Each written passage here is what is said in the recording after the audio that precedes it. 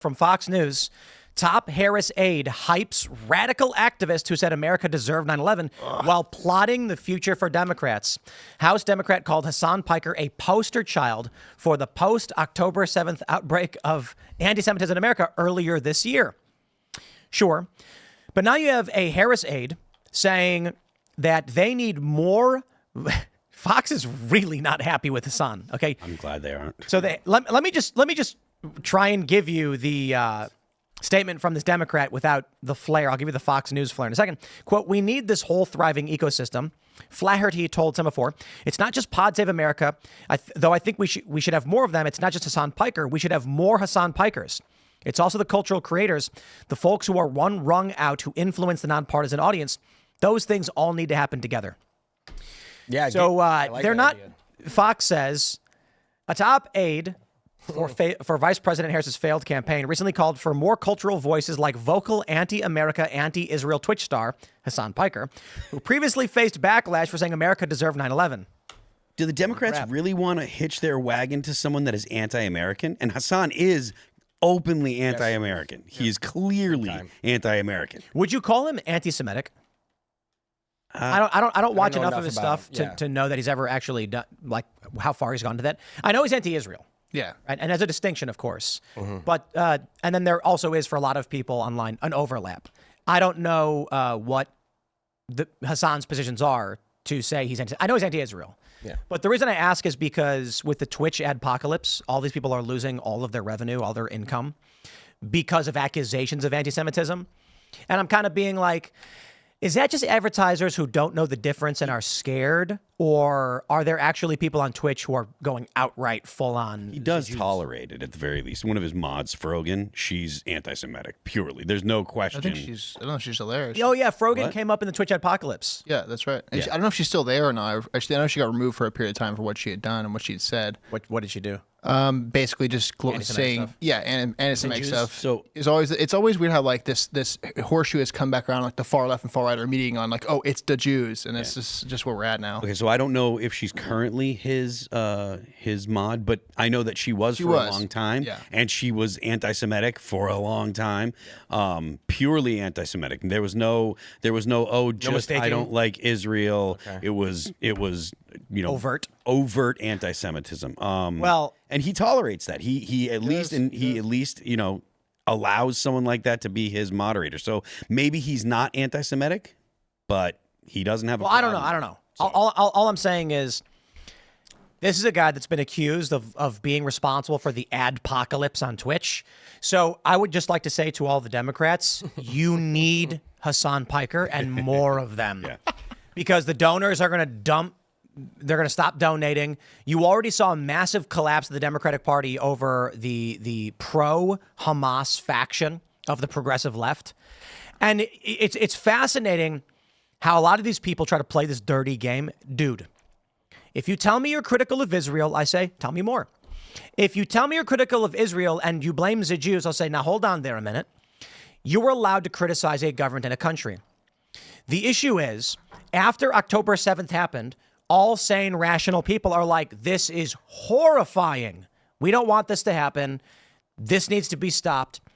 And you had people in Times Square celebrating it, cheering, saying that freedom fighters had descended on the occupying force.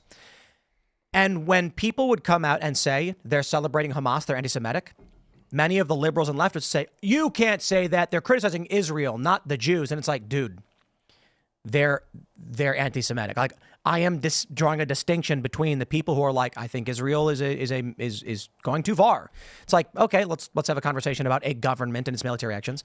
And then there is the far left that are overtly blaming Jews and cheering on Hamas and Hezbollah. Yep. So that is a problem for Democrats. I don't know where Hasan falls in that because I don't really follow his content. Ditto. Probably should, though, because he's substantially more prominent than Rachel Maddow. Right. Who cares about CNN and MSNBC anymore because they're lost. But Rob Flattery, Democrats, he should definitely, I agree with you, Tim, he should get promoted because he did great work with Harris campaign and he's going to do, maybe the head of the DNC. He should handle the recruitment for their new thriving ecosystem of cultural creators. It's going to be so successful. Let me ask you guys this. Who do you think will be the candidate in 2028 for the Democrats? AOC? Probably know. gruesome Newsom, maybe. I don't know. I just don't know because they like 4 years these- is a long time. Yeah. You know? Yeah. So what you want to do right now is we got 4 years. Where are the 35 to 38-year-olds who are rising stars in the Democratic Party? I'm not quite Richie sure. Torres. Buttigieg? I don't know that Richie Torres will be the guy, but Fetterman. that's someone that I mean, it could be. Maybe. Fetterman Cortez, 2028. What do you think, sir? No, I don't know the answer. okay. I'm just talking about the future of the Democrats. I think it's a question that I don't know the answer to. Richie Torres. I think Richie Torres. If you don't know who he is, take a look. I don't know who he is. He's one of the handful of guys that have been speaking out against the far left influence. He's from the Bronx. He's got a lot of. Is he based or is he cringe? Well, he's a Democrat, So he's cringe. so he's cringe. Oh. I mean, are there any base Democrats? Yeah, I don't know. Local ones. Ro-Khanna's all right. Yeah. Like can dig Ro. Ro-Khanna's defended free speech, but he's also not at the same time. Like there's been some issues where Ro's been rather reasonable, and I can respect that. You know, I don't want to say none. I think that's where he would fall in. AOC will say whatever her audience tells her to say. Yeah. So if we just basically 51% attack her Twitter account, then she'll just completely go MAGA. I thought that she already had because of the way that the voting panned out in her district. Well, not full MAGA, but you know, for those who don't know what a 51% attack is, it's when you control 51% of nodes in a decentralized system so you can control the direction it moves. The idea would be if 51% of AOC's followers and responses are from people who are like, AOC, we're huge fans of yours. Did you know that Trump is good? And you basically do that until she's like, I'll just say whatever you want me to say because that's who she is.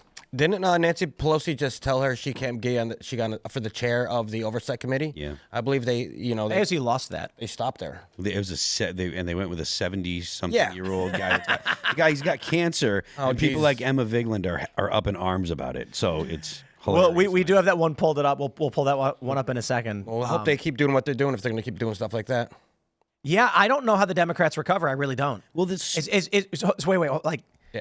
I don't know if I should save this for the next segment, but we've long lamented we've long feared the Democrats would create a uniparty system in this country, a literal, a single party that controls everything, and it's communist. Is that just going to happen with the Republican Party because the Democrats have basically imploded? I don't think so, because I think that there is a civil war going on in the Democrats right now, in the Democrat Party right now. I think that you have people on the far left that are represented by people like Hasan, people probably like AOC, and their argument is we should have gone further left. Their argument is Kamala Harris was too conservative. be more aggressive. She was too much of a corporate hack. Blah blah blah. We should have gone further left. Now, all of the indicators are that they're wrong. That they wouldn't, if the Democrats had gone further left, they would have lost in a more dramatic way than they did. But the argument they make is, the progressives actually stayed home. They didn't come out and vote for Kamala Harris. So actually we would have done better. I think they're wrong, but that's what the argument is. So the Democrats need to figure out what they're going to do. Are they going to go with a more progressive policy? Are they going to go more progressive like Hasan there's would nothing. like? Or are they going to go back towards people like Fetterman and like Richie Torres and stuff like that? I mean, if the Democratic Party decides to moderate and go to the middle, then you basically just have the Republican Party. Because the Democrats have nothing to offer in contrast to a moderate Donald Trump. Trump coming out and saying, we should secure the border is not an extremist position. The Democrats chose for it to be because they have to offer an alternative. Yep. They have to give a reason why Trump is a bad choice, and they don't have one because Trump is moderate. He is not a staunch far-right conservative. He's like a moderate right-leaning guy at this point, and he used to be a Democrat. Now he's only right-leaning because the left has gone nuts. The Democrats have no choice. The only option they can offer is the far left. Otherwise, they're going to come out and they're going to be like, you're going to get Fetterman. He's going to say, well, look, we want the working class to be able to afford groceries. And the Republicans going to be like, yes, we do too. And under our plan, here's what we did to achieve that. Fetterman, what have you to offer? And he's going to say, the same thing, but vote for me, I guess. And they're going to be like, why? Why change it if it's working?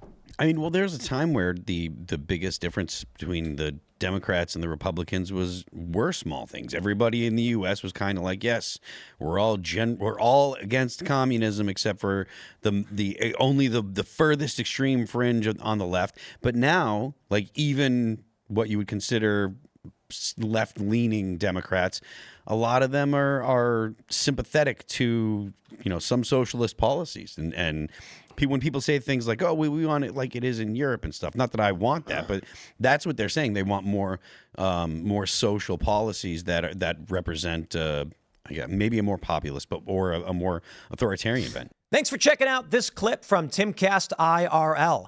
Make sure to watch the show live Monday through Friday at 8 p.m. Subscribe to this channel, and we will see you all there.